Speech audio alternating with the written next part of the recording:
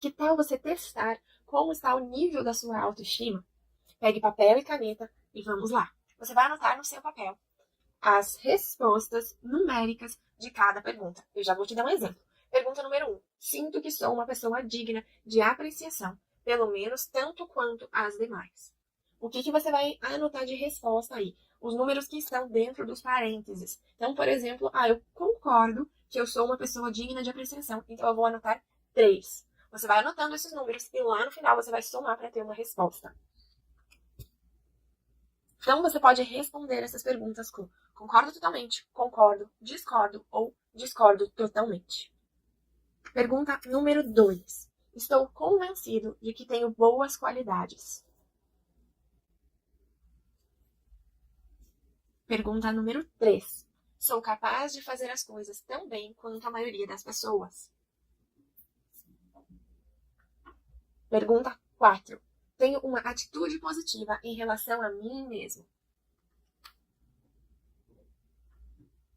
Pergunta 5. Em geral, estou satisfeito comigo mesmo.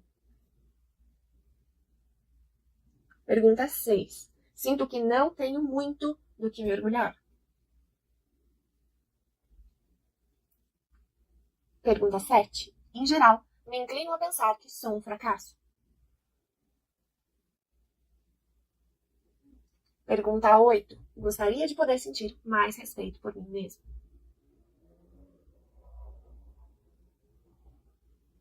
Pergunta 9. Há momentos em que penso que sou inútil.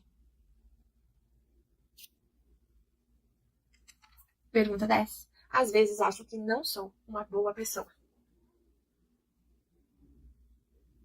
Seus resultados vão ser 30 a 40 pontos, boa autoestima. 26 a 29, autoestima média.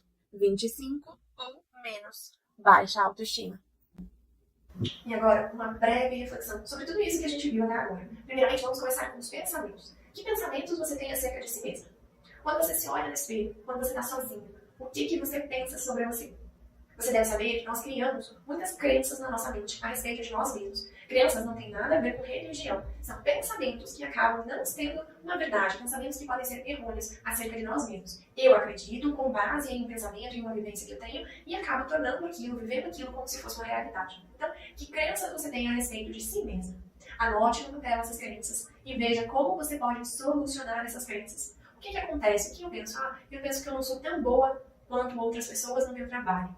O que te prova isso? Tem alguma coisa do seu dia a dia? Alguém já te falou alguma coisa? Você, de repente, está fazendo uma faculdade e tira só notas baixas? Ou é algo da sua cabeça que você está acreditando, impondo aí no seu dia a dia? De repente, por conta de um perfeccionismo, por exemplo. Eu não tiro notas tão boas. Mas você tira 9, 9,5, 10.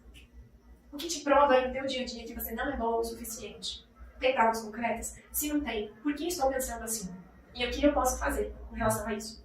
Segundo ponto, sentimentos. Quando você pensa sobre você, que sentimentos te vêm à cabeça? Você se ama? Você se odeia? O que você pensa sobre você? Pratique todos os dias atividades de autocompaixão. Se um pro outro, se alguém chegar pra você e falar assim, fulano, tão difícil, né? Eu não consegui dar o meu melhor hoje no trabalho, nas coisas que eu tenho pra fazer. O que você vai fazer? Tudo bem, fulano, não tem problema. Você deu o seu melhor, é isso que importa. Não se cobre tanto assim.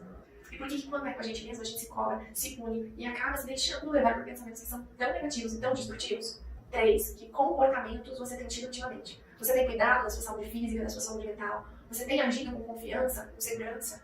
Identifique áreas da sua vida. Por exemplo, trabalho, relacionamento, família, projetos, tudo que você puder identificar, saúde, e separe sua vida em áreas. E então, coloque pequenas mudanças que você pode fazer que estejam ao seu alcance nesse momento em cada área. Comece com uma ação para cada área.